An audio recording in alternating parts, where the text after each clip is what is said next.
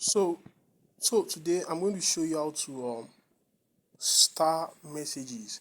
Whereby maybe there's a particular message that is very important and you just want to like note it down, just star it on your WhatsApp.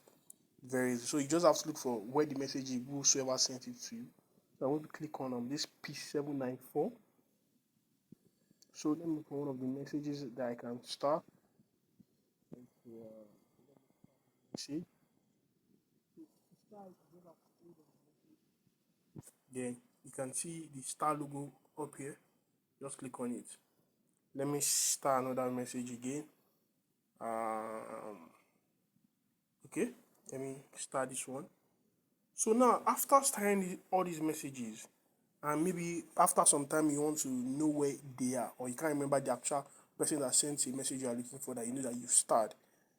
Easy way to just locate those messages is just click on this three dot on your top right corner of your phone. Then you can see the options that pops out. Then you click on start. When you click on it, that's where you can see all the messages you start. You can see these are the messages that I've started. Very easy, very simple to do. Not so complex at all. Thank you very much.